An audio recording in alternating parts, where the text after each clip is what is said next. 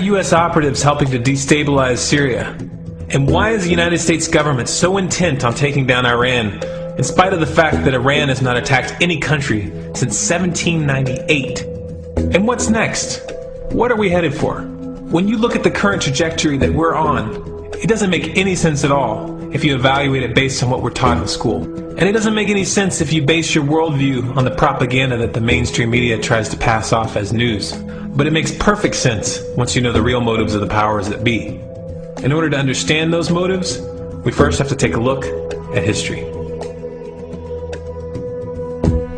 In 1945, the Bretton Woods Agreement established the dollar as the world reserve currency, which meant that international commodities were priced in dollars.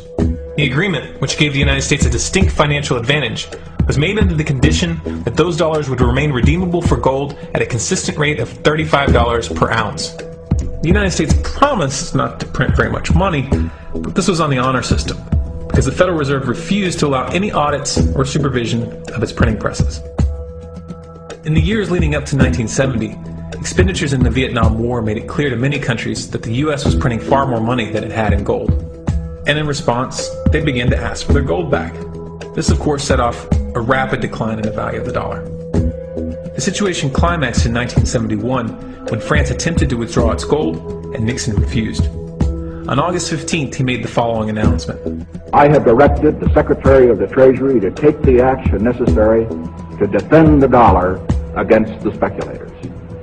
I have directed Secretary Connally to suspend temporarily the convertibility of the dollar into gold or other reserve assets, except in amounts and conditions determined to be in the interest of monetary stability and in the best interest of the United States.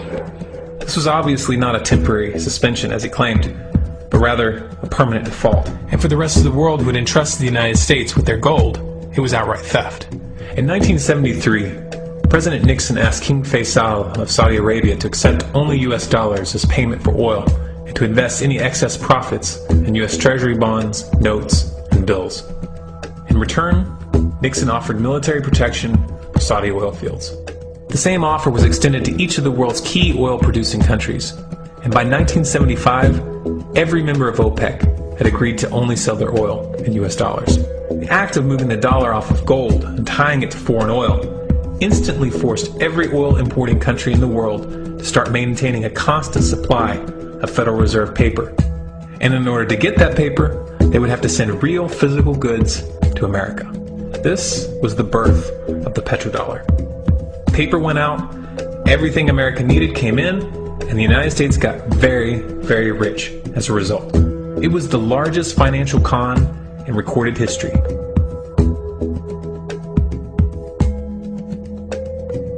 The arms race of the Cold War was a game of poker.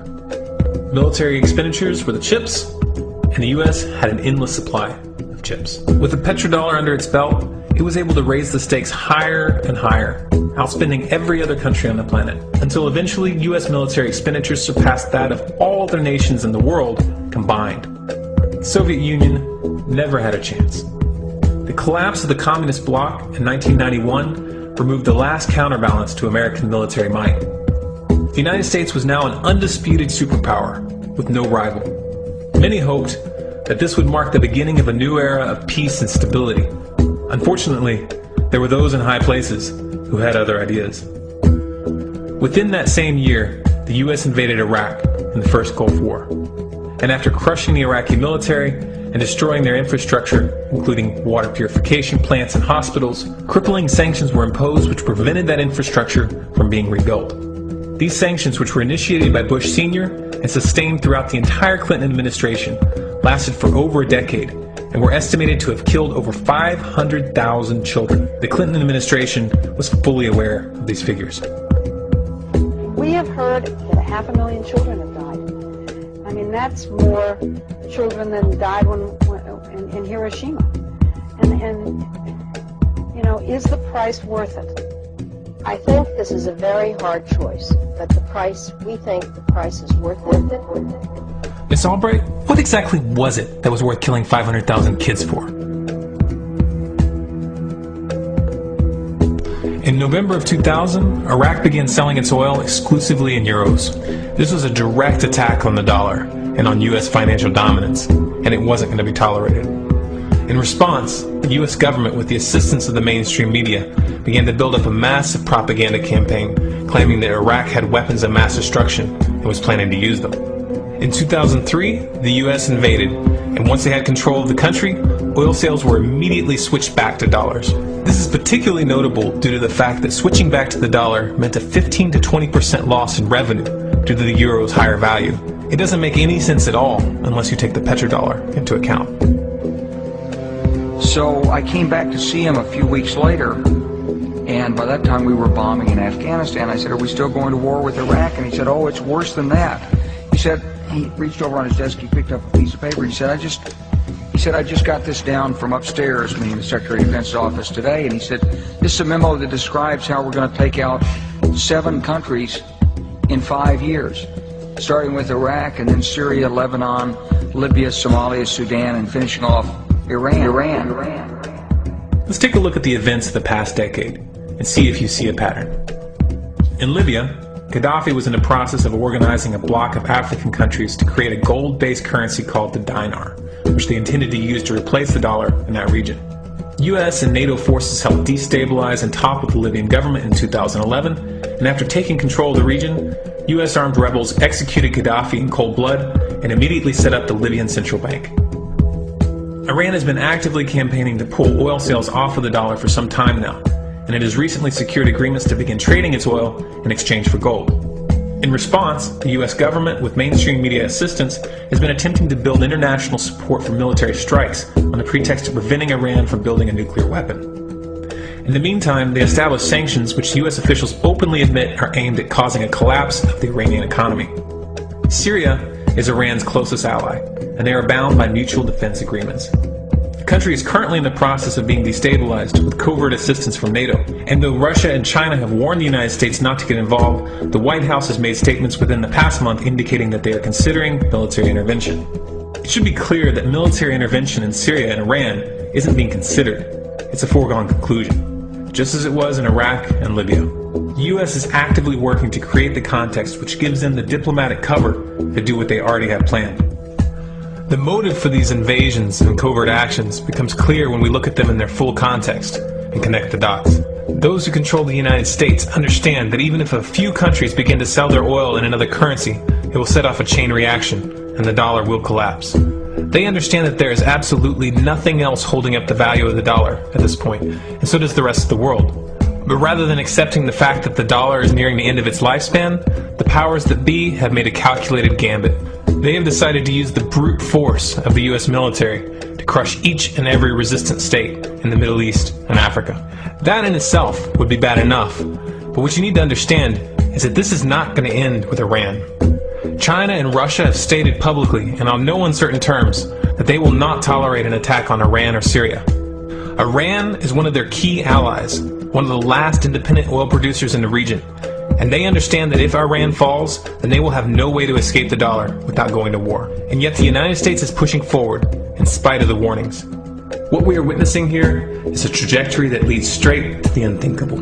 It's a trajectory that was mapped out years ago in full awareness of the human consequences. But who was it that put us on this course? What kind of psychopath is willing to intentionally set off a global conflict that will lead to millions of deaths just to protect the value of a paper currency?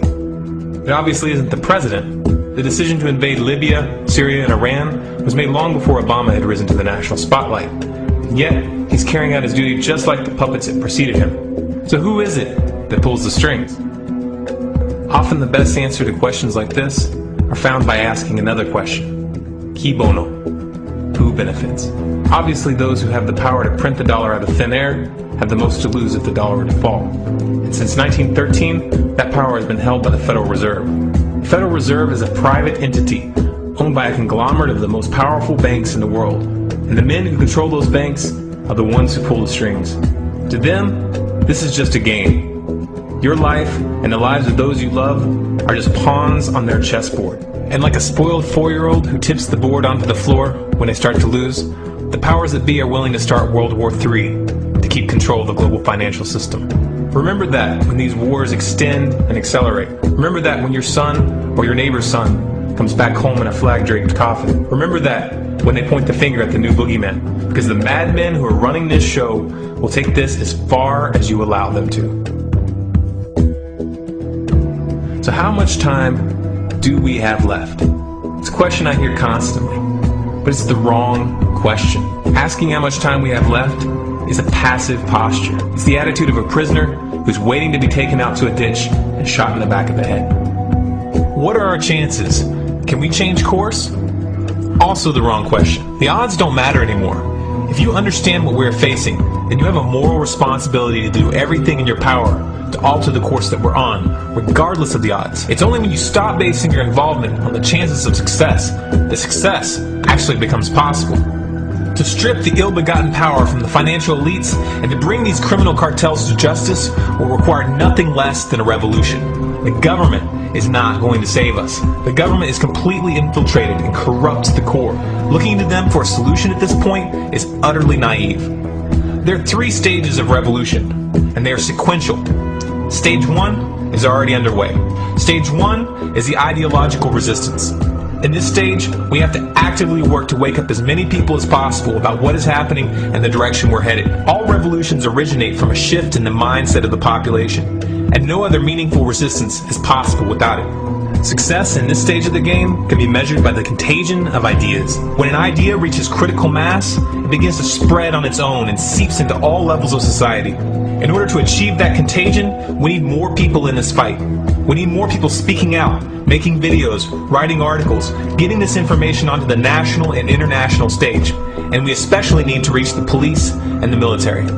Stage 2 is civil disobedience, also known as nonviolent resistance. In this stage, you put your money where your mouth is, or more accurately, you withhold your money and your obedience from the government, and you do everything in your power to bring the gears of the state to a halt. Practiced in mass, this method alone is often enough to bring a regime to its knees.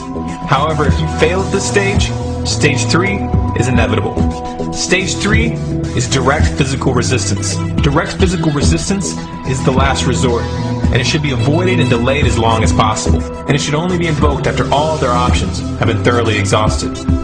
There are those who talk tough and claim that they will resist when the time comes. But what those people fail to realize is that if you are inactive during the first 2 stages and save your efforts for the last resistance, then you will fail.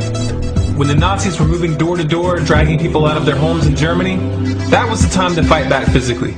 But due to the lack of ideological resistance and civil disobedience leading up to that moment, even an armed uprising would have likely failed at that point. An armed uprising can only succeed if the people have established an attitude of active resistance. And active resistance is only possible after their minds have broken free from the mainstream propaganda. If you want to fight back, it's now or never. You're not going to get another chance, and the stakes are far higher than they were in Nazi Germany.